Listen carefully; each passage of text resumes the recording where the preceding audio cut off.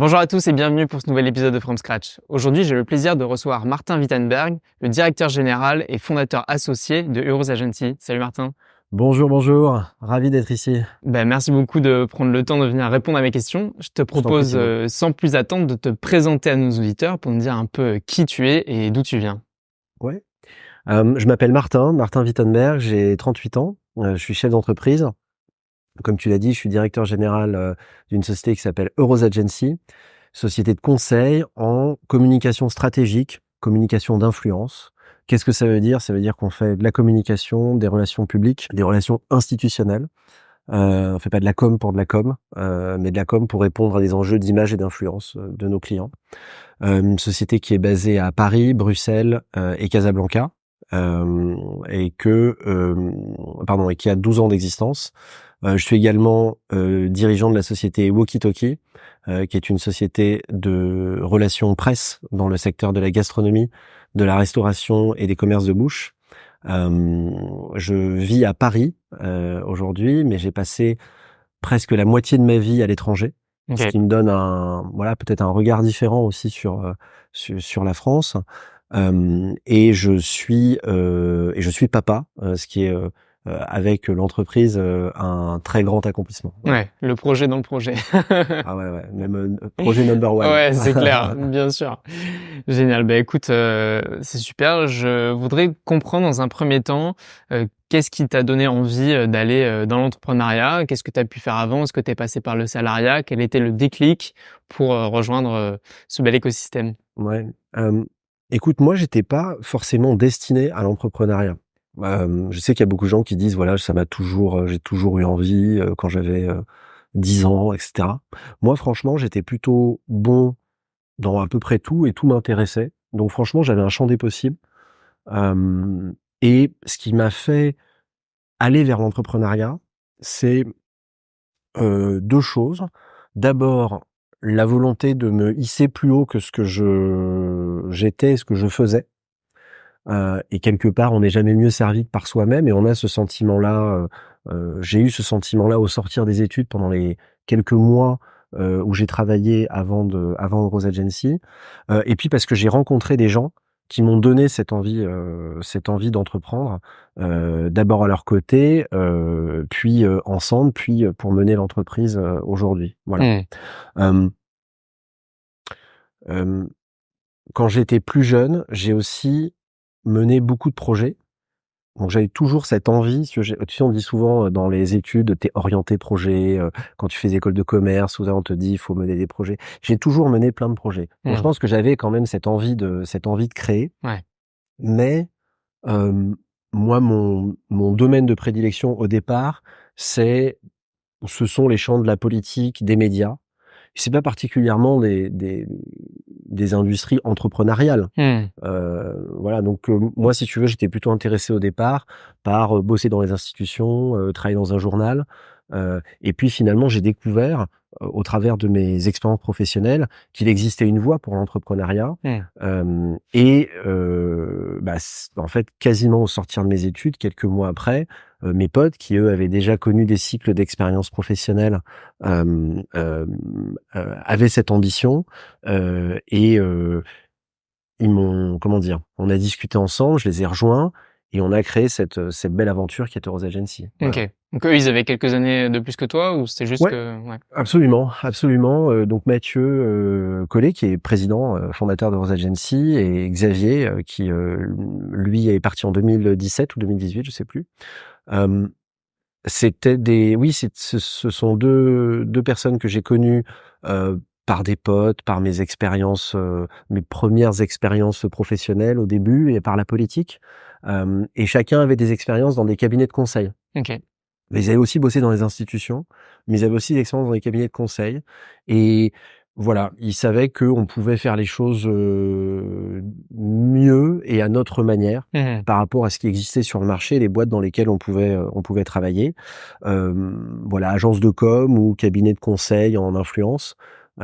Et c'était formidable parce que moi, je sortais des études et j'avais une forme d'accélérateur, si tu veux. Ils m'ont aidé, ils m'ont quelque part un peu incubé, Mmh. accéléré. Je sais que c'est un terme qu'on utilise beaucoup dans l'univers de la startup. Donc nous, on n'est pas une startup, mais je l'ai ressenti comme ça. Ouais. Et ça m'a permis vraiment de m'exprimer et de pouvoir, eh bien, à partir de 2000, enfin, on va dire à la moitié du parcours de Rose Agency, de cette fois prendre une fonction de dirigeant de la boîte. OK. On s'était associé au départ, bien sûr, mais d'être dirigeant de la boîte avec Mathieu aujourd'hui et 5 autres associés pour une société d'aujourd'hui 70 collaborateurs, 3 bureaux et également des filiales. J'ai mentionné notre activité avec Walkie Talkie, mais on a aussi lancé une activité en Afrique il y a quelques années, OK. depuis Casablanca, qui s'appelle Rose Agency Africa. Voilà. Génial. Où on réalise nos métiers de conseil en communication et influence sur le continent africain. Mmh. Donc c'est en quelle année à peu près que vous lancez, la boîte? 2012. OK. 2012, la société a 12 ans aujourd'hui. Génial.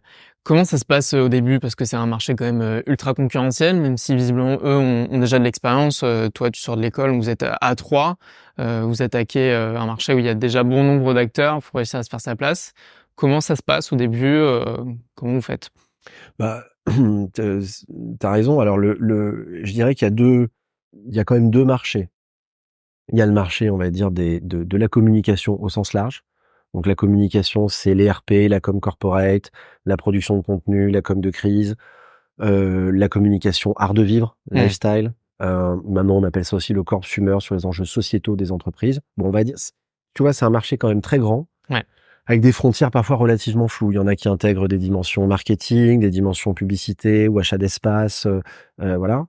Et puis il y a le marché de le marché du lobbying, des relations institutionnelles, qui lui est un marché pour le coup plus resserré, dont les frontières sont beaucoup moins floues, euh, où il y a effectivement une grosse concurrence, notamment au plan européen. Mmh. À Bruxelles, il y a des dizaines et des dizaines de cabinets de lobbying, beaucoup d'anglo-saxons qui tracent le marché, beaucoup aussi indépendants, des gens qui représentent différents intérêts par pays. Ouais. Donc effectivement, déjà, je dirais que la force du modèle Rose Agency, c'est d'avoir une vision holistique de l'influence. C'est-à-dire que nous, notre job, c'est d'aider nos clients à maîtriser l'environnement dans lequel ils évoluent, Mmh. et de leur créer des opportunités de faire savoir ou d'influence, pour eux, pour leur entreprise. Hem, les les Le fait de voir cette vision holistique du métier fait que les gens viennent chez nous plutôt que d'avoir plusieurs sociétés qui font, et de la communication, enfin, ou que de la communication corporate, que du lobbying à Bruxelles, que du lobbying en France, et cetera. Cette vision intégrée du business, ça nous a vachement aidés. Mmh. Et je surtout sur les premières années, ça nous a permis de nous hisser, très, très loin. OK. Et dès le début, vous avez ce spectre aussi étendu, d'activités. Comment vous faites connaître? Comment vous allez chercher un peu, comment vous lancez finalement le business, quoi? Bah, c'était déjà une différence, pour répondre à ta question, que de pouvoir, dire à nos clients qu'on était en capacité d'être à la fois leur agence de communication corporate et leur cabinet de relations publiques ou leur cabinet de lobbying. Donc complémentarité des métiers Mmh. et complémentarité géographique, complémentarité entre Paris et Bruxelles. Comme tu le sais, beaucoup de réglementations, économiques, heu, sont liées, enfin, ou ont plutôt une racine, à Bruxelles. Mmh. C'est à Bruxelles que se fait la réglementation du marché intérieur pour tous les secteurs d'activité. Ouais. Donc le fait de pouvoir leur dire, pouvons vous faire une offre de relations, institutionnelles intégrées entre Paris et Bruxelles, parce qu'on maîtrisait très bien les 2 environnements. Ça, c'était aussi un gros avantage. Donc complémentarité géographique, complémentarité métier, était déjà une offre de valeur qui, je dirais, faisait une grosse différence à l'époque, il Mmh. n'y avait pas de société française qui faisait les 2.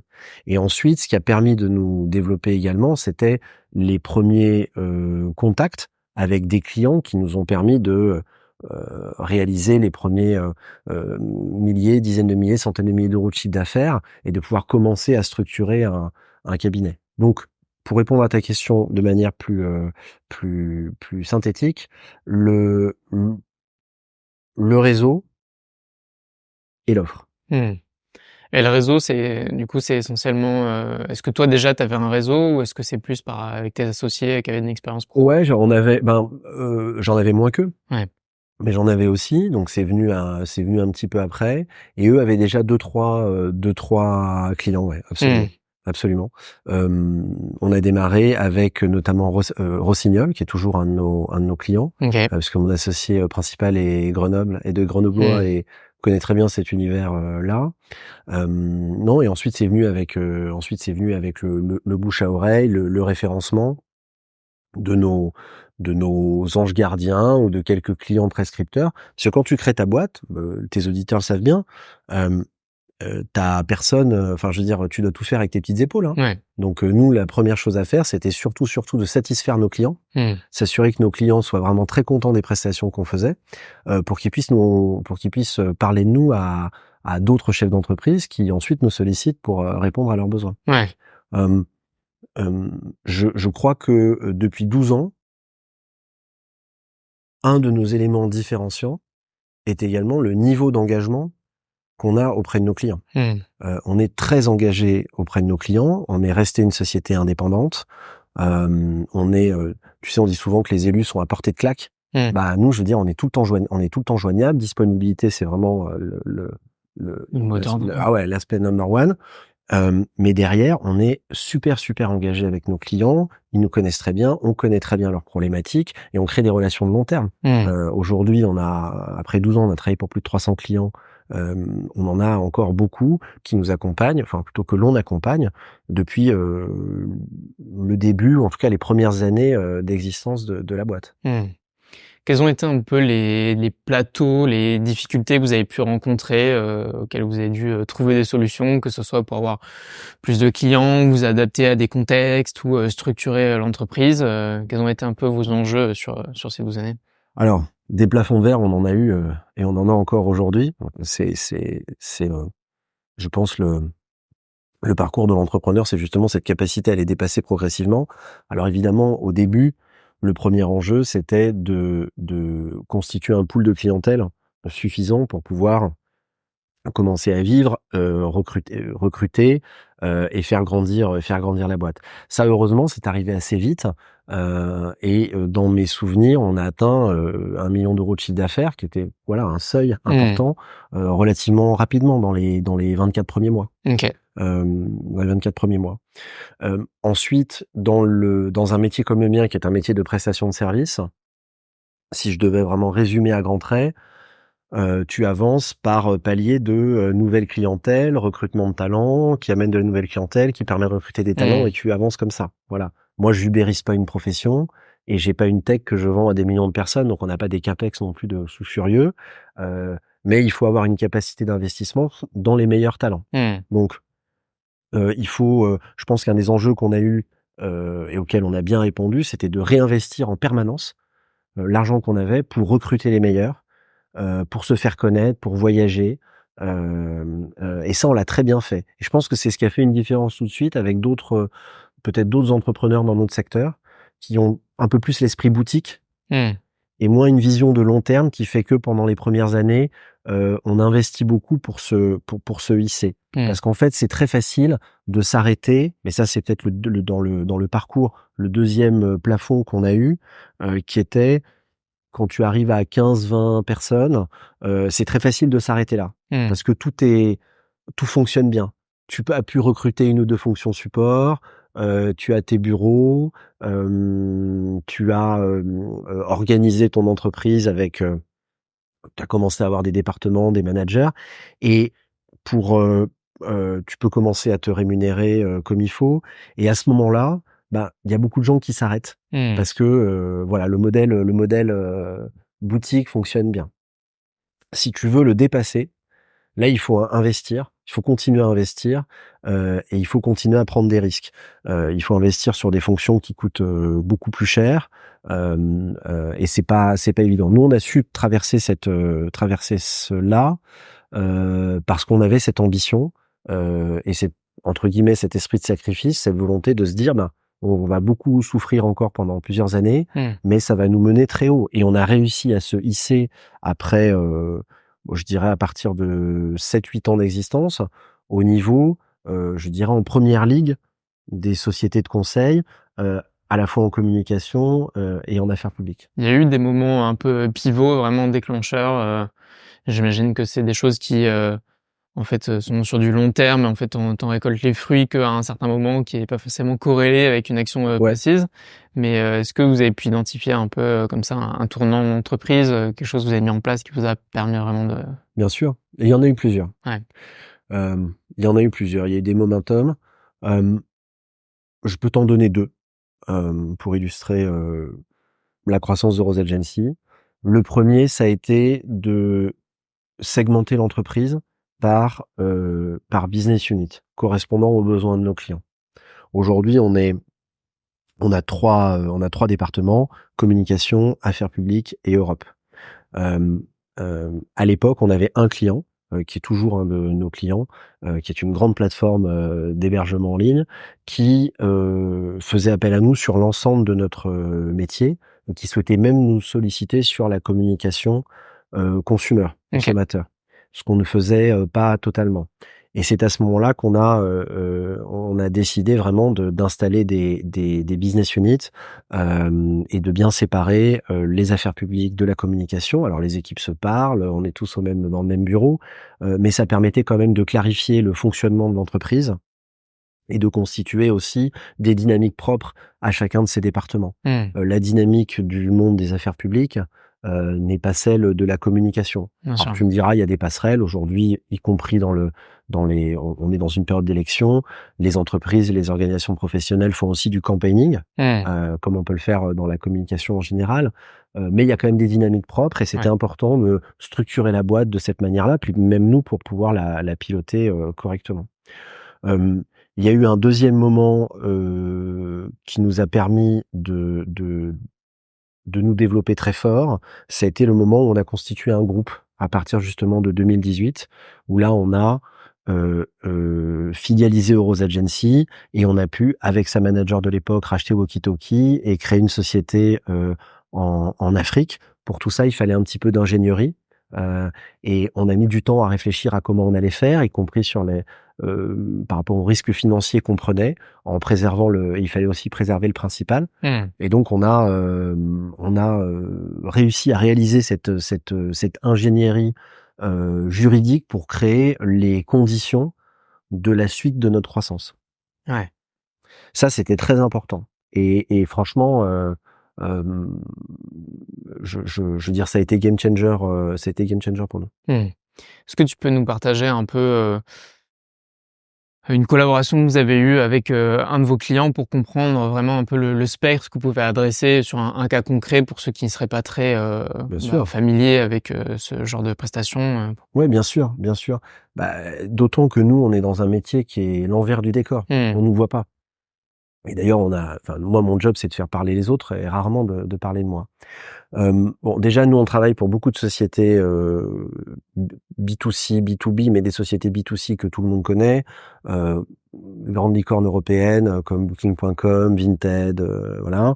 On travaille aussi pour des acteurs, B2B que tu peux connaître aussi dans le domaine de la mobilité, par exemple, dans le domaine de l'eau, dans le domaine de l'environnement. Hem qu'est-ce qu'on fait pour ces gens-là? Hem, Ces gens-là nous sollicitent pour leurs enjeux de communication. Qu'est-ce que ça veut dire? Ça veut dire que pour eux, on va gérer d'abord leur communication corporate. Communication d'entreprise, c'est quoi? C'est, l'annonce d'un nouveau dirigeant, l'annonce de résultats, bref, tout ce qui va correspondre à des éléments marquants de la vie d'une entreprise.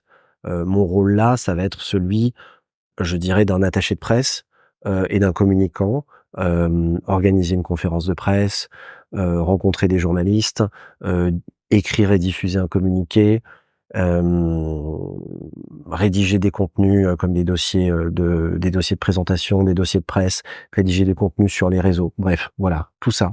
C'est, on va dire, la communication corporate. Il y a aussi la communication consommateur, lifestyle.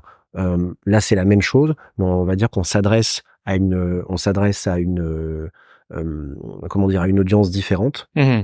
Bon, par exemple, pour un acteur du tourisme, tu pourrais lire demain dans Le Figaro une interview de son dirigeant sur les tendances du marché du tourisme en Europe cet été. Et puis tu pourrais lire dans une presse plus conso, type JQ, les meilleures destinations où partir selon les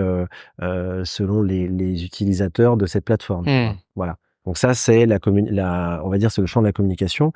Il y a aussi évidemment la communication de crise et d'enjeux sensibles, parce que ça arrive dans la vie des entreprises, et c'est là qu'on intervient également comme communicant.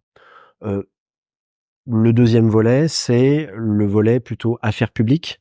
Affaires publiques, c'est la relation au pouvoir public. Ouais. C'est une relation qui est essentielle. Il n'y a pas un secteur d'activité aujourd'hui qui n'est pas régulé. Il y a même des secteurs nouveaux qui arrivent, et il est important pour les dirigeants de pouvoir stabiliser ce secteur naissant pour éviter qu'il crève. Et j'ai Mmh. beaucoup d'exemples de sociétés qui ont malheureusement périclité parce qu'elles n'ont pas réussi à créer un cadre légal permettant à leur activité de continuer de s'étendre. Donc là, de quoi il s'agit? Il s'agit de veiller l'actualité politique et réglementaire. Il s'agit également de définir des positions, de rencontrer les personnalités politiques ou des fonctionnaires en poste pour leur expliquer la position de notre client.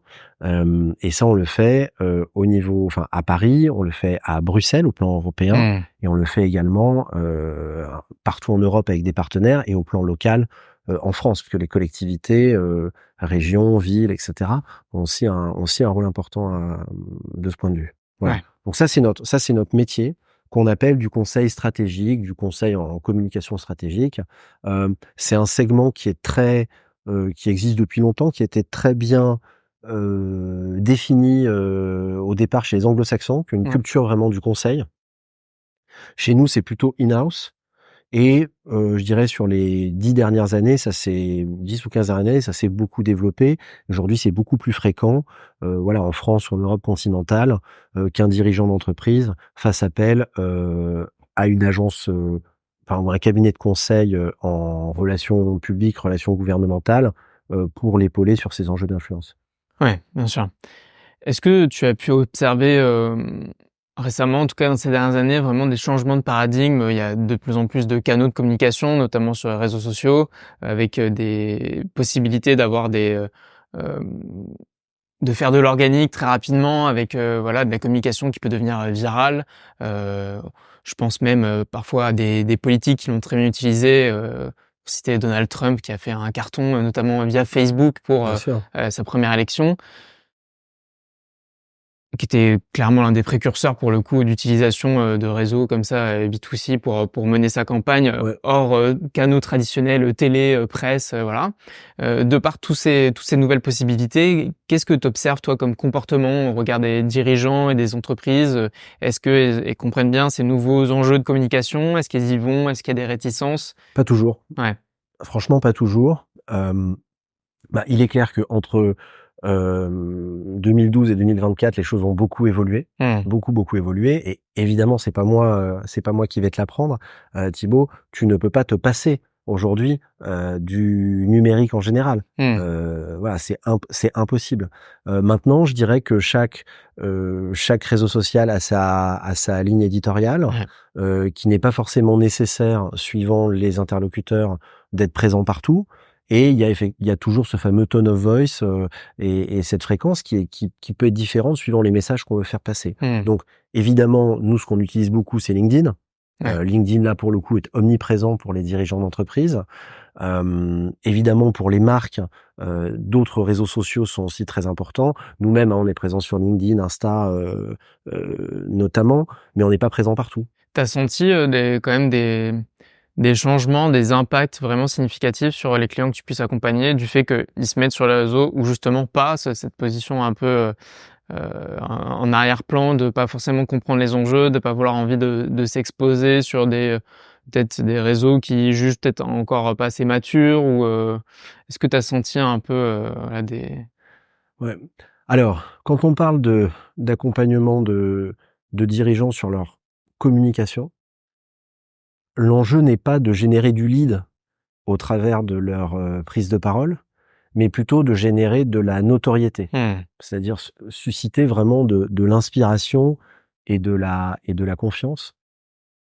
Donc, voilà, on n'est pas là pour vendre, mais je suis toujours assez déçu au départ quand je rencontre des chefs d'entreprise qui développent et j'en croise, très régulièrement, des chefs d'entreprise de talent qui développent des boîtes avec un grand professionnalisme, un grand succès, qui répondent à un besoin très important, pour la société, pour les consommateurs, qu'ils, qu'ils ne sachent pas présenter leur vision, mmh, heu, hem, parce que, in fine, ou plutôt je vais te le dire autrement, il gagnerait en notoriété et il gagnerait in fine au à comment dire?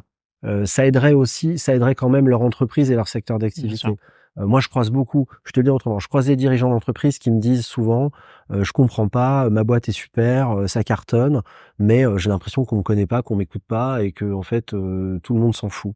Mais effectivement, ils ont pas pris le temps, de coucher sur le papier, la vision qu'ils ont, de leur boîte, enfin ils la connaissent, mais Mmh, parfois ils prennent pas le temps de la coucher sur papier et aussi la vision de leur secteur d'activité, la vision de comment dire? De l'impact de ce secteur d'activité pour la planète. ouais, C'est très fréquent et moi je leur dis souvent: «Bah écoute, voilà, maintenant on va prendre le temps ensemble, de poser cette vision et de trouver les meilleurs canaux de communication pour le faire savoir».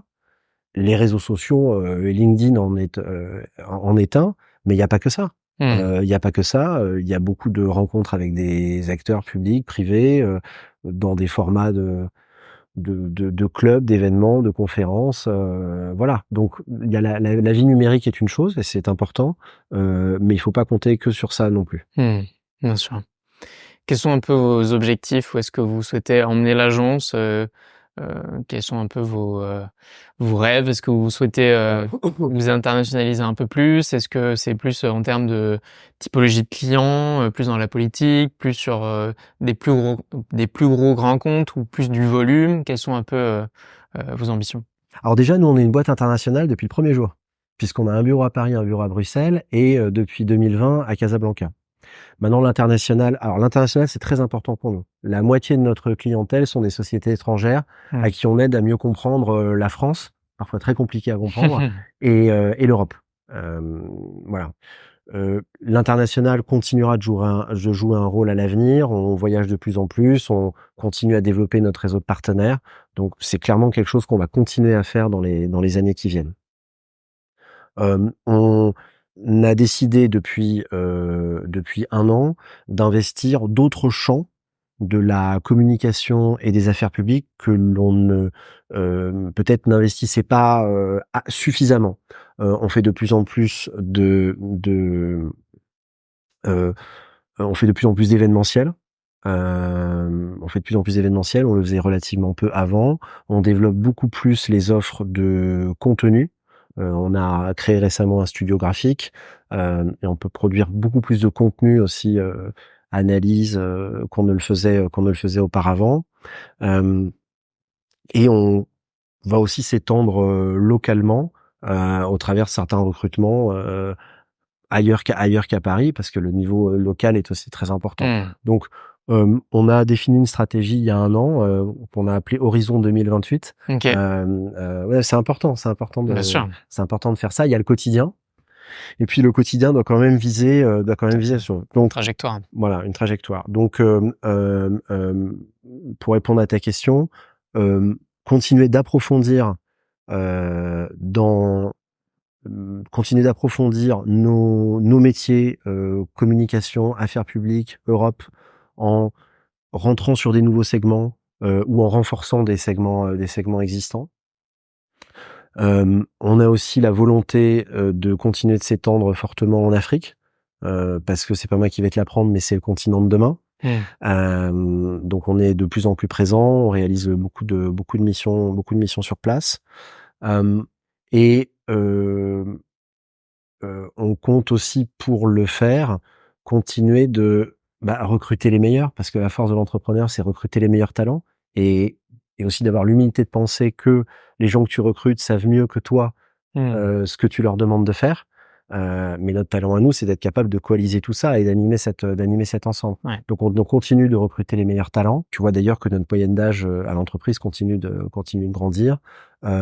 Notre vision, notre mantra, c'est d'aider les organisations, nos clients, à maîtriser ce monde incertain. Mmh. Et on se parle aujourd'hui, Thibaut, à un moment où le monde est très incertain. Mmh. En France, en Europe, dans le monde. Donc ça, on va continuer à le faire. On pense que nos clients sont très satisfaits de ça. Je te donne juste un exemple pour illustrer ce que je dis. On se parle là après les élections européennes, après une dissolution de l'Assemblée nationale. Il se trouve que c'est un sujet qu'on a évoqué vendredi, Mmh. juste avant les élections européennes, pour justement se projeter avec nos clients sur les différentes hypothèses post-élection européenne, et donc y compris l'hypothèse d'une dissolution et qu'est-ce que ça provoquerait. Donc évidemment, nous, on n'est pas nous-mêmes, on n'en maîtrise pas ces décisions-là, mais on les anticipe et on aide nos clients à comprendre dans quel univers cela nous mène et les opportunités d'influence que cela peut, ou les risques évidemment Mmh. que cela peut susciter. Ouais. C'est vrai qu'on est dans une ère finalement, assez intéressante parce que, comme tu le disais, donc c'est très instable, que ce soit en Europe ou ailleurs dans le monde, notamment politiquement et économiquement. Ouais, Mais en fait, on sort d'une ère, qui était très, finalement, dérisquée et il y a toujours eu, on a eu énormément de chance de connaître, post-Seconde Guerre mondiale, toute une ère, bon avec des Trente Glorieuses et 20 Piteuses, mais ouais. quand même, pour la partie française, mais des instabilités, ça a été en fait juste l'histoire du monde jusque-là, de par toutes les guerres qu'il peut y avoir. Et en fait, là, on Bien arrive à un sûr. moment où on revient dans un cycle, mais dont les générations sont pas forcément préparées parce qu'elles n'ont pas connu les précédents. Exactement. On n'était pas préparé à la guerre en Europe. Évidemment, la génération d'avant ou les générations d'avant étaient pas sensibles à l'enjeu climatique. Mmh. On a un de nos experts seniors qui est vraiment de la génération d'après-guerre, qui dit mais nous on est une génération bénie des dieux Mmh.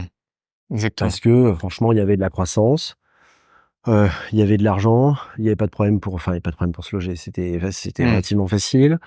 Il y avait pas de problème avec le climat, on se souciait un peu moins du rapport à la nature qu'aujourd'hui. Il y avait plus de guerre, bref, c'était le pied quoi, Ouais. c'était le pied. Et nous, c'est vrai que nos générations sont confrontées de nouveau à ce qu'on appelle dans les bouquins d'histoire la montée des périls. Mmh. La montée des périls et de nouveaux périls. Il y en a un autre que j'ai pas mentionné qui sont les pandémies. Mmh. Alors les pandémies, ça a toujours existé, mais je veux dire, on n'en a pas connu comme celle du Covid. Je pense que la précédente, ça devait être la grippe espagnole du début du siècle dernier. Ouais. Or là, je sais, parce que j'ai plusieurs clients dans le domaine de la santé, que ça, ils me disent ça reviendra. Donc Mmh. comment on se prépare à ça? Comment on Mmh. prépare aussi les organisations à ça? Je te donne un autre exemple, une illustration de mon métier de plaidoyer, de lobbying. On travaille avec une grande association de médecins, l'Association européenne des médecins réanimateurs, 20 000 médecins réanimateurs en Europe, pour mieux préparer l'Union européenne, les États membres à affronter une nouvelle crise sanitaire. Comment s'assurer qu'on puisse produire plus rapidement des vaccins, qu'on soit en capacité de les distribuer, qu'il y ait des centres de référence un peu partout pour éviter que des gens soient élitreillés d'un hôpital à l'autre. Mmh. Comment s'assurer que les médecins heu, soient formés partout en Europe pour pour gérer des urgences et gérer des cas qui ne connaîtraient pas. Mmh. Donc ça, c'est mon travail avec cette association, cette société savante de médecine auprès des pouvoirs publics. Et c'est ça qui est passionnant dans mon métier, Thibaut. C'est ça qui est vraiment passionnant dans mon métier, c'est que je n'ai aucune routine. Parce que j'ai une grande diversité de sujets que je traite depuis 12 ans. Et ce que je trouve absolument formidable, c'est que j'ai l'impression d'être au courant de plein de trucs qui se sont passés. Tu vois, toutes les méga tendances, j'ai l'impression de toutes les avoir vécues. J'ai travaillé sur les questions je travaille sur les questions de transition énergétique, d'économie circulaire, sur le tri, le recyclage, même demain probablement la consigne sur les emballages plastiques. J'ai travaillé sur les sujets des travailleurs indépendants, des plateformes. Les sujets, de la technologie en général, liés à la vie privée, au discours de haine sur Internet. J'ai travaillé sur la question du grand âge. Bref, toutes les tendances qui ont traversé, et y compris peut-être qu'aussi, je sais pas, des choses plus terre à terre pour les gens qui nous écoutent dans les grandes villes. Mais voilà, les livraisons, le quick commerce, les vélos, les trottinettes, etc. J'ai vécu tous ces moments-là. Et ce que je trouve absolument passionnant dans mon métier, c'est ça, c'est la grande diversité. Il n'y a jamais de routine. Je peux démarrer lundi par un événement au Parlement européen qu'on anime sur les enjeux de la santé mentale des soignants. Et le lendemain, lancer une campagne de communication sur les Jeux Olympiques. Et le mercredi, partir en déplacement, par exemple avec mon associé en Afrique, parce qu'on a des échéances sur place. Et c'est ça qui est absolument passionnant. Donc ça nécessite beaucoup de force. Il faut avoir vraiment beaucoup de force. Une force physique et une force aussi mentale, parce que le sujet de la charge mentale est hyper important. Alors la force physique, comme tu peux l'entendre, c'est pas toujours le cas. Là, je souffre un peu du rhume des foins, donc je la vois un peu nasillarde. Mais voilà, il faut avoir cette force physique et cette force mentale pour être capable d'être toujours au four et au moulin, d'être sur la clientèle, des enjeux de management, faire de la RH, de la finance, partir à Bruxelles, revenir, etc. Bien Donc sûr. ça demande beaucoup de polyvalence, mais c'est très, très, très. Moi, je fais un métier qui est hyper satisfaisant parce que j'ai pas du tout l'impression d'être dans mon couloir. J'ai l'impression d'être très ouvert au monde et aussi malheureusement à un monde qui a un monde qui peut faire peur aussi parce qu'il y a beaucoup de challenges à affronter. Voilà. Mais tout en restant optimiste.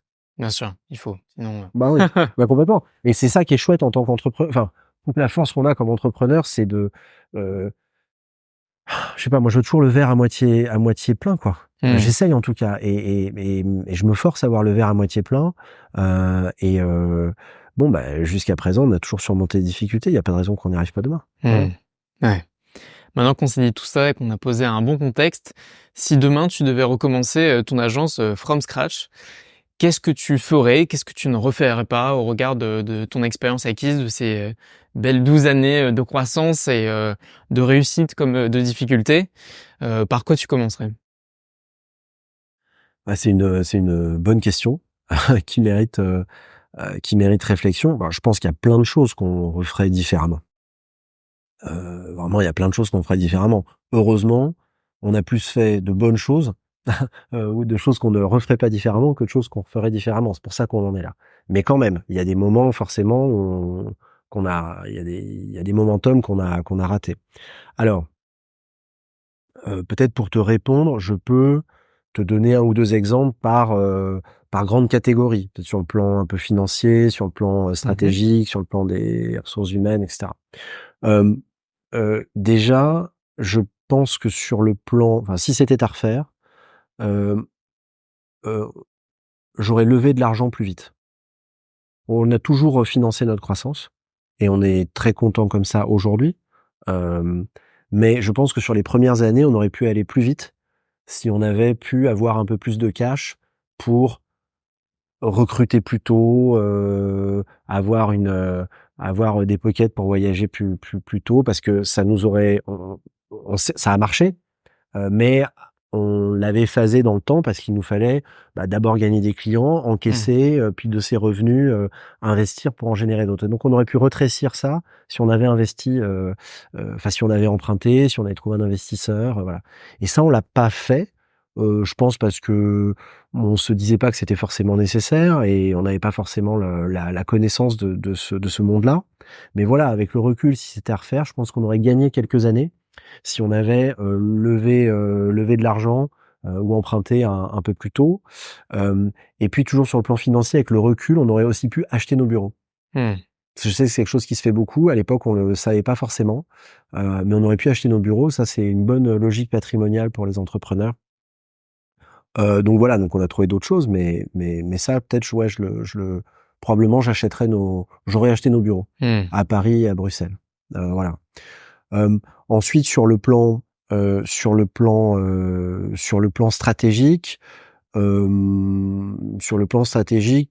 je pense une erreur qu'on peut faire, c'est de pas saisir un moment. C'est de pas saisir un moment, c'est de pas saisir une rencontre.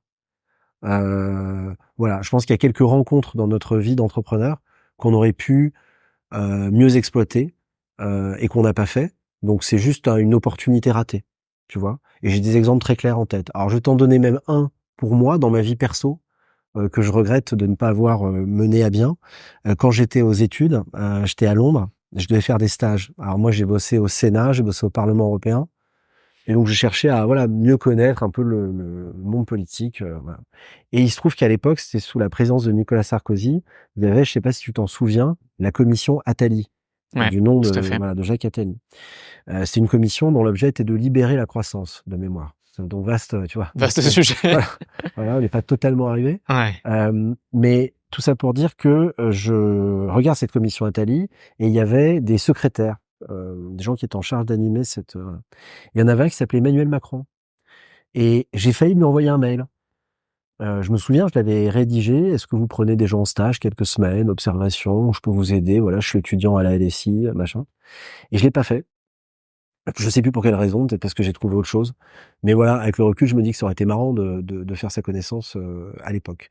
Bah voilà, il y a des moments comme ça, avec des gens moins connus, mais avec lesquels on aurait pu aller au bout et qui nous auraient probablement amené vers une très grosse opportunité de clientèle, la création d'un bureau à l'international, enfin voilà, des choses comme ça.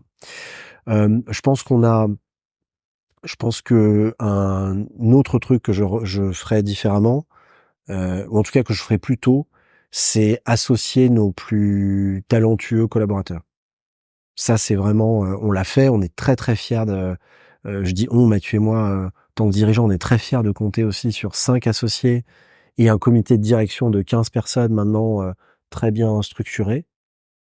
Mais, je pense qu'on aurait pu aussi le faire plus tôt Mmh. parce que, c'est un tel bonheur quand tu délègues à quelqu'un une responsabilité et qu'il atteint un tel niveau de succès que, voilà, c'est tellement fiable que toi tu peux faire autre chose et continuer à grandir, que voilà, on aurait pu aussi le faire peut-être quelques temps plus tôt. Mais je suis en tout Mmh. cas très content que ça soit le cas aujourd'hui.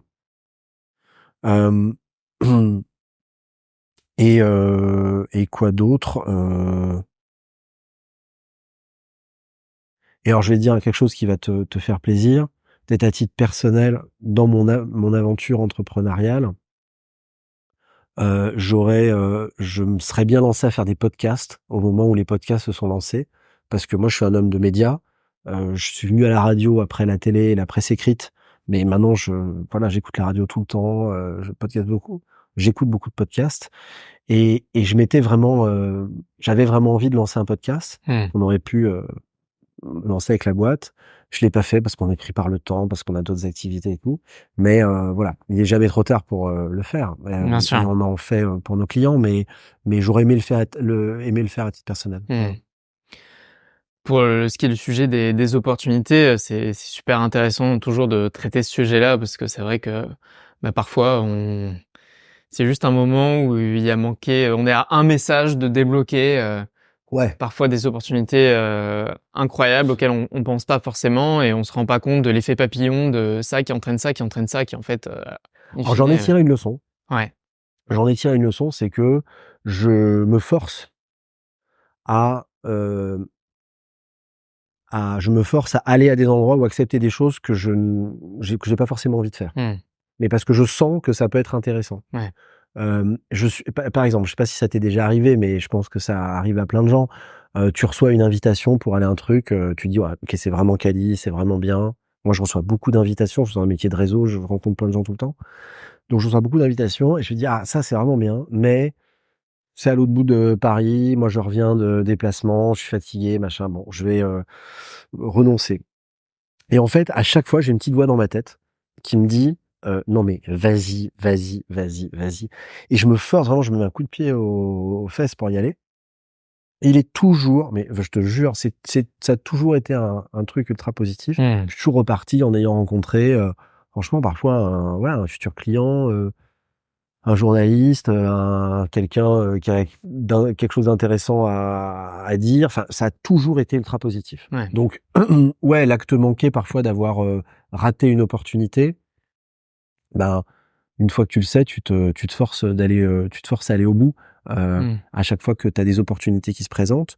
Et puis je crois que là où il faut pas non plus se faire des nœuds au cerveau, c'est que, ça se trouve, il m'aurait jamais répondu, tu vois? Mmh. Ouais, bien sûr. Et qu'est-ce qui tu penses qui vous a manqué ou qu'est-ce qui t'a manqué à ce moment-là, de saisir ces opportunités, de pas aller au bout, comme tu disais, est-ce que c'est, vraiment quelque chose d'état d'esprit ou de conjoncture ou de comment tu l'expliques? Ben, c'est une mauvaise lecture du moment. Ouais. C'est une mauvaise lecture du moment parce que t'es emmené sur d'autres sujets, donc tu traites pas celui-là au bout, de manière un peu d'abandonner, tu vois, la chose en disant: «Bon, bah, c'est comme ça», tu vois? Voilà. Hem, Tu le traiterais comment aujourd'hui, du coup? Pour éviter de se fermer justement des portes comme ça, qu'est-ce que est-ce que je tu suis as plus pu méthodique, ouais. je suis plus méthodique, plus rigoureux. Je garde ça dans un coin de la tête et je le regarde par tous les angles, et je renonce pas même si je pense que, enfin, je renonce pas tant que je suis pas allé au bout de la réflexion. Mmh. Voilà. Hem, on Non, voilà, c'est ça. Franchement, c'est ça. Je me pose pas d'autres, comment dire? Je me note le truc dans un coin de la tête, je sais, voilà, je dis: «Tiens, il y a ce sujet, ça on l'a pas encore craqué, je sais pas comment on va faire, Mmh. heu et donc il est là, il faut continuer à tourner autour, rencontrer des gens, en discuter, le maturer, mais pas le laisser de côté». Ouais. Voilà, et se fixer un certain timing pour trancher en disant: «Bon, bah, écoute, cet investissement-là, franchement, c'est vachement bien, mais en vérité, on n'a pas trouvé la bonne personne, donc le Ouais. faisons pas tout de suite». Et ça, c'est une décision.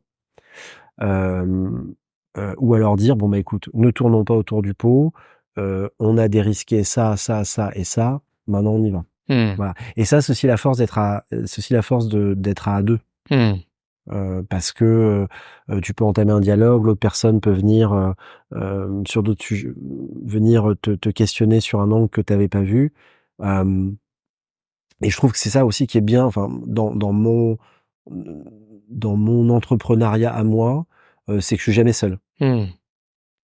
Et tu sais, il y a, je sais pas si d'autres dirigeants t'ont parlé de ça, mais il y a le sujet de la solitude du dirigeant, Bien sûr. qui est un sujet hyper, qui est un peu aussi lié à la charge mentale qu'on évoquait tout à l'heure, qui peut générer beaucoup d'angoisse, et voilà. Moi, j'ai la chance de jamais vraiment avoir été seul. Mmh. Et aujourd'hui, on se complète pas mal avec mon associé parce que, je pense qu'on est bon sur, tous les couloirs de nage, hein, sinon on serait pas là. Mais, lui est meilleur sur certains, moi je suis meilleur sur d'autres. Et donc on se répartit aussi, on se répartit notre temps et les, comment dire? Les missions à mener, suivant, là où on est le meilleur. Mmh. Et ça, c'est vraiment bien. Et Ouais, je trouve que ça aide à justement, mieux saisir les opportunités. tout à fait. Voilà. Dans cette même veine, est-ce qu'il y a des choses que tu as identifiées, que vous avez, bien faites et que tu referais demain si tu devais, relancer, ton agence, Pour l'entreprise, je pense qu'on a eu des éléments de structuration de la boîte qui ont été très positifs. Le fait de présenter des pôles d'activité, le fait de se poser pour définir une stratégie, le fait de créer un groupe, le fait, d'associer des collaborateurs.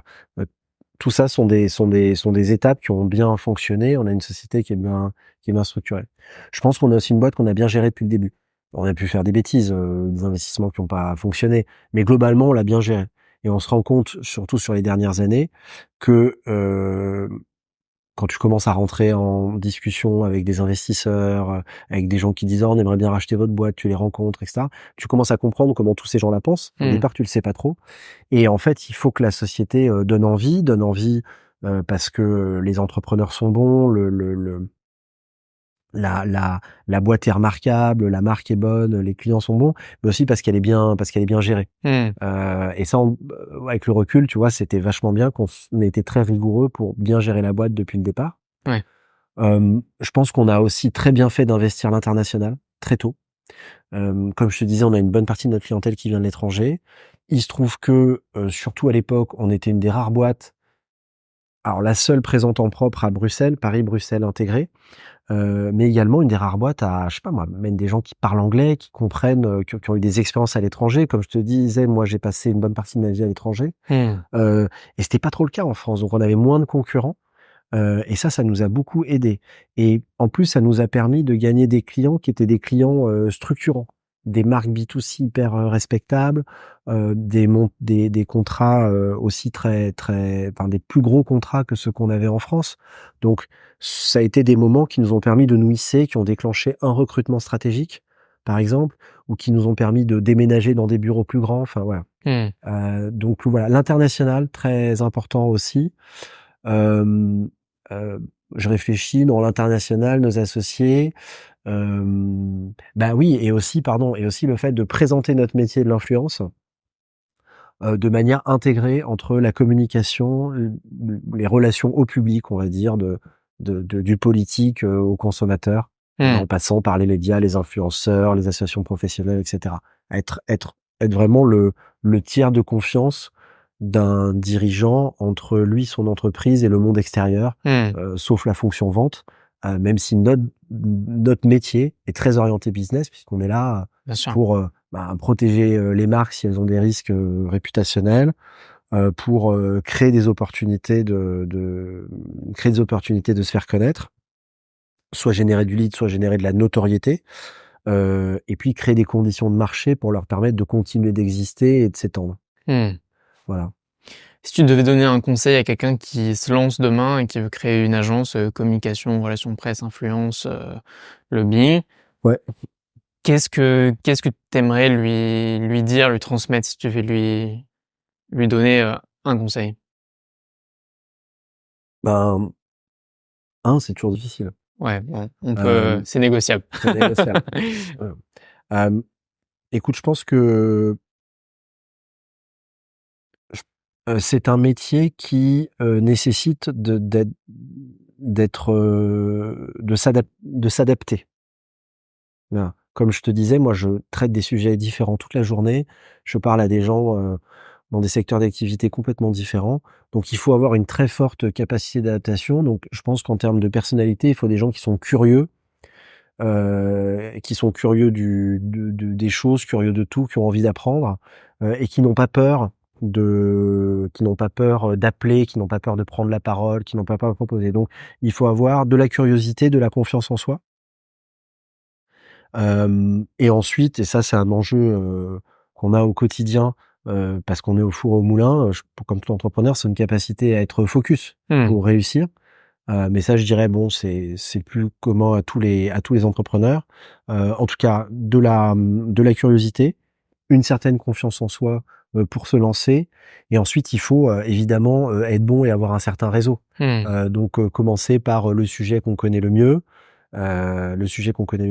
et essayer de gagner un ou 2 clients qui te font confiance et qui te disent: «OK, ben, moi, ma campagne de communication, demain, elle est pour toi» et d'être très, très, très, très bon sur ce premier livrable.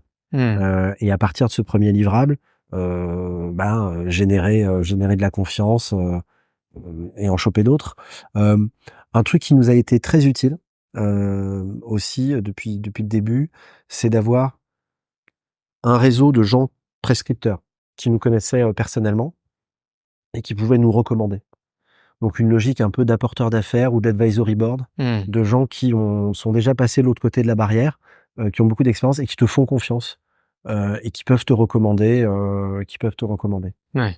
Ça, c'est vraiment très bien et je trouve qu'on prend pas assez le temps de structurer ces réseaux-là. Mmh. Donc à mon avis, quelqu'un qui a qui a envie de bosser dans le métier de la com et qui veut le faire, pour lui-même, ben, voilà, s'il a la confiance en lui, s'il a cette curiosité, un petit peu de réseau, une capacité d'exécution, il peut se lancer et après c'est la vie entrepreneuriale. Donc après il faut savoir poser une vision, gérer, travailler comme un ouf. Nous, on Mmh. a travaillé comme des oufs, hein.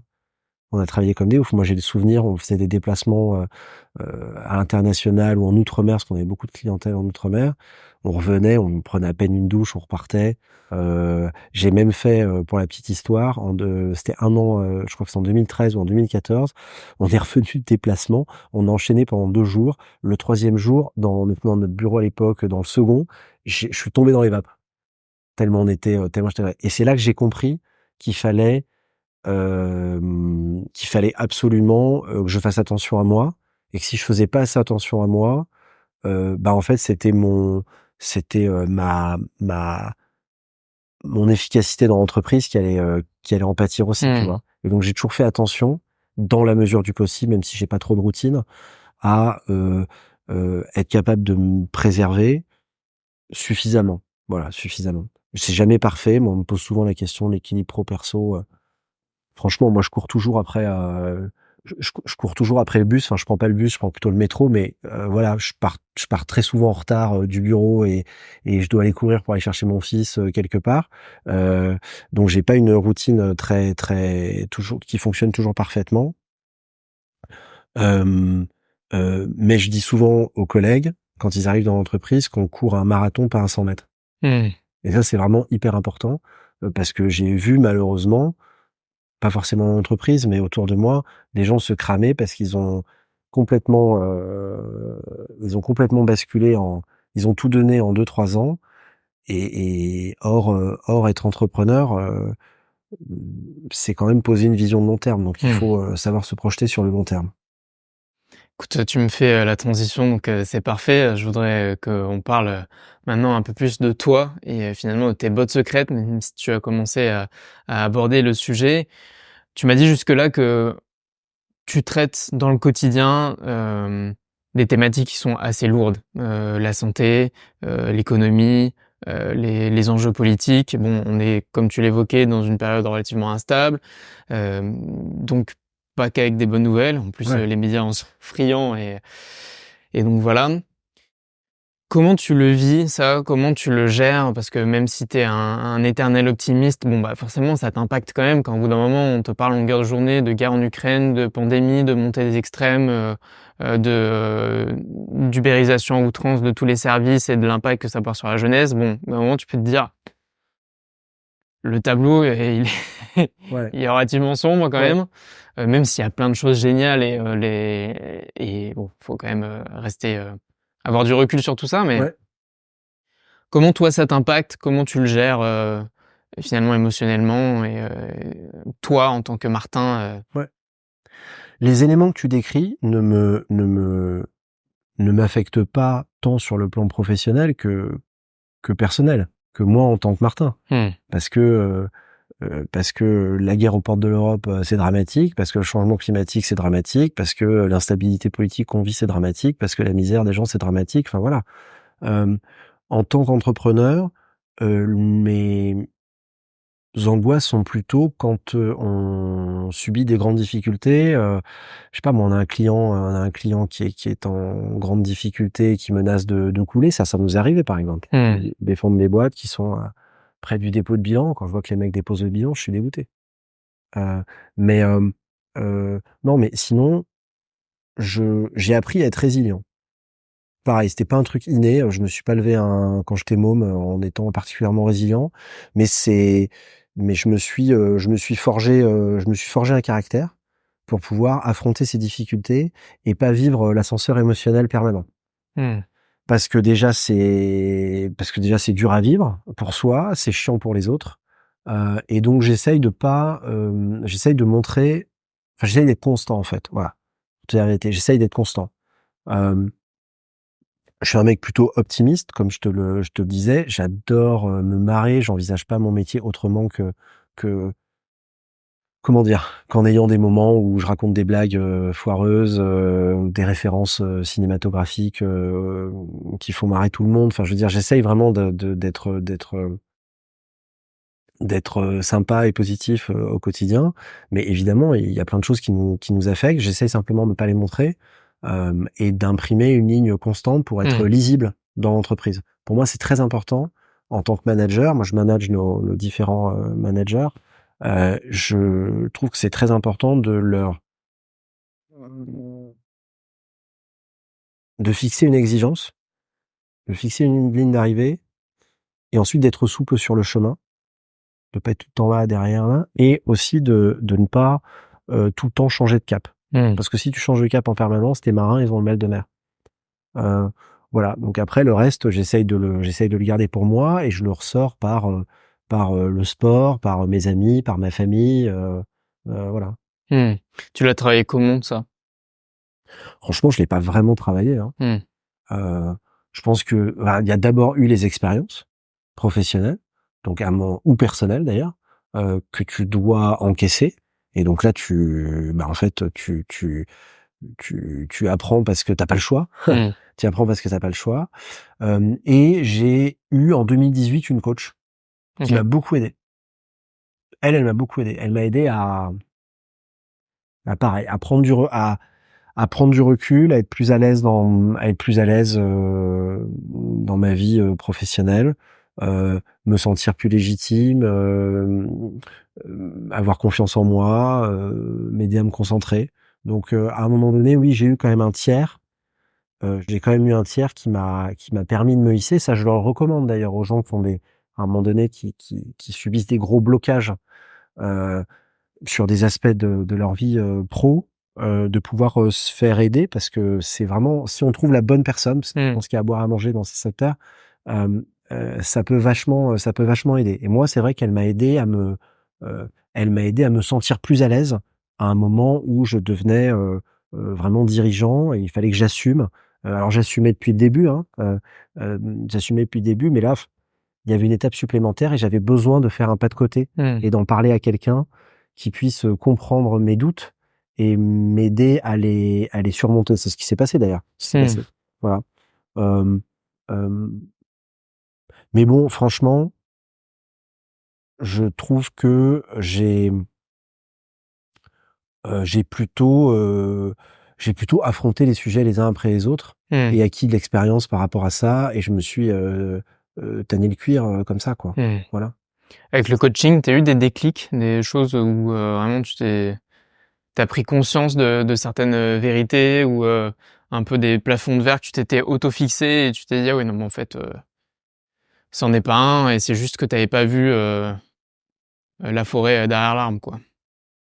Ben, ça m'a aidé à mieux me connaître dans un profil de personnes, ce qui me motivait, ce qui me déprimait, comment je réagis quand je suis content, comment je réagis quand je suis stressé et donc c'est un peu comme si, tu te voyais, tu vois? Un peu comme dans les films ou les jeux vidéo, tu vois, tu as ton fantôme là à côté. Mmh. Donc tu vois tu apprends à analyser la personne que tu es, en prenant du recul OK. et ça ouais, ça c'était bien. Ça c'était bien et oui, je me souviens très bien par exemple, d'un truc qu'elle m'a dit sur une situation de stress et une manière dont je réagis en situation de stress, qui n'a aucun intérêt. Donc maintenant que je le sais, ben, je l'élimine, tu vois?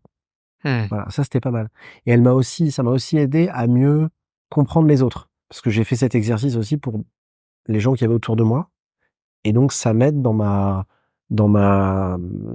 communication et mon fonctionnement avec eux. Tu me disais que c'est nécessairement un métier de relations et de rencontres. J'imagine que tu as pu, et tu travailles aujourd'hui avec, plein d'entrepreneurs et des Ouais. personnes inspirantes.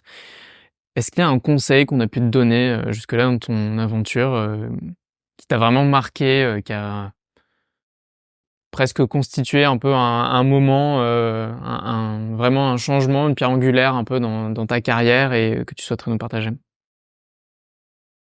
On m'en a donné, on m'en a donné plein. On m'en a donné plein. Je pense que difficile de t'en dire, de t'en dire un. Je vais t'en donner plusieurs. Déjà, plusieurs fois, on m'a poussé à vraiment avoir confiance en moi et de pas avoir justement le syndrome de l'imposteur. Heu Moi, je suis quelqu'un de plutôt humble, voilà, donc j'ai pas la prétention de savoir des choses que je ne sais pas, et donc j'ai parfois du mal à prendre la parole. Ça Mmh. peut paraître complètement paradoxal puisque je suis dans un métier où moi je pousse les gens à prendre la parole. Mais c'est l'ambivalence du truc, c'est que, en fait, moi je sais très clairement ce que les chefs d'entreprise, quand je connais, leur secteur d'activité, qui ils sont, ce qu'ils font, ce qu'ils doivent dire, quand, à qui parler. Mais quand tu le fais pour toi-même, tu es le cordonnier, mal chaussé. Donc un conseil qu'on m'a donné et que j'ai tâché de m'appliquer, c'est d'abord d'avoir confiance en moi. Mmh. Un deuxième qu'on m'a donné, c'est le focus. Parce que moi, c'est le drame, je sais pas comment ça marche pour toi, mais moi, j'ai 20 portes ouvertes, et parfois, tu peux avoir le sentiment de papillonner parce qu'il y a trop de sujets en même temps. Tu pas réussi à en déléguer suffisamment, tu as d'autres que tu dois faire toi, mais tu y arrives pas. Enfin, voilà. Ça, c'est très pénible. Donc, je tâche de, comment dire? Saucissonner. Ça, c'est hyper important, pour, aboutir chaque jour, à exécuter tes tâches. Un autre conseil qu'on m'a donné, heu, conseil d'un vieux savoyard, c'est, de garder sa dignité. Autrement dit à cette manière, c'est aussi savoir se vendre et se faire respecter. Mmh. Tout à l'heure, tu me posais la question de, qu'est-ce que je ferais autrement? Un truc que j'ai oublié de te dire, c'est que je pense qu'il y a certaines missions qu'on n'aurait pas pris. Mmh. Parce que ça correspondait pas tout à fait à ce qu'on faisait, ou la personne, nous proposait une rémunération, scandaleuse, et nous on l'a fait parce que quand tu es entrepreneur, c'est difficile de dire non. D'ailleurs, il y a beaucoup d'entrepreneurs qui disent: «Oui, il faut savoir tout faire». Enfin, Mmh. pardon, il faut savoir dire oui à tout. Bah, moi, je suis pas du tout d'accord avec ça. Je pense qu'au contraire, il faut savoir dire non. Il faut savoir dire non quand c'est pas suffisamment valorisant, quand, la mission correspond pas, enfin voilà. Mmh. Il faut au contraire savoir dire non, c'est très important. Alors il faut se le permettre, c'est ça la difficulté. Mais en fait, sur le long terme, c'est bien plus important parce que, si tu perds, ton image de marque, ta posture, ce que tu fais, et que tu vas prendre des missions, par exemple, à moins forte valeur ajoutée, bah, tu vas aussi être vu comme ça après, et donc c'est un chemin que tu veux pas prendre. Mmh. Donc voilà, heu, savoir rester sur, sa valeur ajoutée, conserver son image de marque, quoi qu'il arrive. Mmh. Tu me disais qu'effectivement, tu as souvent, plein de portes ouvertes et plein de sujets et j'imagine qu'à force de, t'intéresser à différentes thématiques, ça te donne, des idées.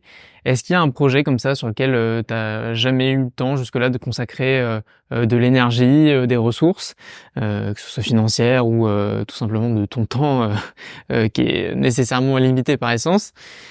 Est-ce qu'il y a, voilà, quelque chose comme ça où tu aimerais aller peut-être plus tard, ou peut-être que tu garderas toujours dans ton coffre, mais quelque chose qui te tiendra à cœur et tu pourrais nous parler? Bah oui, bien sûr, 1000 choses. Moi, je suis un gars super curieux. Comme tu le disais, j'ai rencontré plein de gens, donc il y a plein de choses qui me sont venues en tête. Mais évidemment, tu peux pas tout faire. Mmh. Ma grand-mère disait, «Tu qu'une seule paire de fesses, tu peux pas tout faire. Tu peux pas être partout». Parce qu'à l'époque, je voyageais beaucoup. Ouais. Je lui disais: «Mais attends, mais je comprends pas parce que j'ai un truc à Paris vendredi, mais je suis à Bruxelles, puis je vais à Londres». Il me disait: «Non, mais tu qu'une seule paire de fesses, tu peux pas tout faire, il faut choisir, quoi». C'était la version dans ma famille de choisir, c'est renoncer, tu vois? Ouais. Voilà. Hem Donc oui, bien sûr, il y a 1000 trucs que j'aurais voulu faire. Déjà, je l'ai pas évoqué, jusqu'à présent, mais au-delà de Rose Agency, j'ai eu d'autres aventures, que j'ai portées, qui étaient parfois des projets étudiants qui ont abouti. J'ai eu aussi une aventure, où j'ai aidé à, monter une boîte consacrée à l'investissement féminin. Aider en particulier les femmes à mieux investir leur argent, qui n'a pas fonctionné. Donc, oui, j'en ai beaucoup. Simplement pour pouvoir y participer, parce que je ne vais pas, me lancer dans plein de projets entrepreneuriaux en même temps. heu, je suis passé investisseur Mmh. et donc l'investissement, ça devient pour moi, une manière de d'aboutir dans cette, envie d'entreprendre dans Ouais. autre chose. De la même manière que, comme je te disais tout à l'heure, on est très fiers, d'avoir associé nos collègues les plus seniors, ceux qui sont vraiment des talents, formidables pour que, ben, ensemble on tire dans la même direction et qu'ils se sentent, également, propriétaires, de l'entreprise et d'une part de Mmh. cette réussite collective. Bah, moi en tant qu'investisseur, je je vis la vie d'entrepreneur que je n'ai pas dans les projets entrepreneuriaux Mmh. portés par des gens, formidables et pour te donner, j'ai investi dans beaucoup d'entreprises. Spoiler, très mauvaise gestion patrimoniale, hein. Faut d'abord, sa résidence principale, mettre un peu d'argent de côté et cetera. Mais je trouve ça vachement intéressant, quand on peut le faire et pour te donner 2 exemples, de secteurs qui n'ont rien à voir, j'ai investi dans une société, dans le Web3, qui est un secteur qui m'intéresse beaucoup depuis 2018-2019. J'ai pas, l'âme d'un entrepreneur, dans le secteur du Web, 3, ça se j'ai pas le ni la technicité, Mmh. Oui, c'est pas tes sujets, quoi. bah, j'ai des clients dans le domaine. Donc tu Ouais. vois, je connais, voilà, mais bon, voilà, je pourrais pas lancer une boîte dans le Web3. Par contre, j'ai rencontré, des gens qui ont créé une boîte, qui est à cheval entre la communication et le Web3. Bah, investir dans la boîte me permet d'être au courant enfin, de suivre leur aventure, de Mmh. les conseiller, donc ça, c'est vachement intéressant.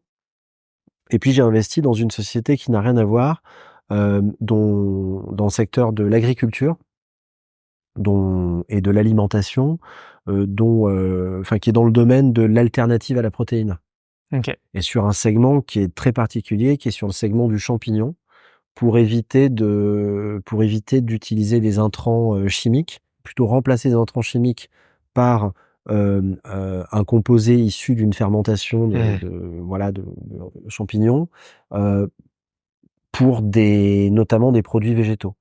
Voilà, ben, c'est un petit peu compliqué, mais ça pour dire que c'est, 2 secteurs, totalement différents. Mais j'ai rencontré des gens passionnants, des gens que j'avais envie, ben, voilà, avec qui j'aurais pu, si j'avais rien d'autre à faire, peut-être, entreprendre avec eux. Mais en investissant, ben, je participe à leur aventure Mmh. entrepreneuriale et je satisfais un peu ma curiosité et mon côté touche à tout. Ouais, bien sûr.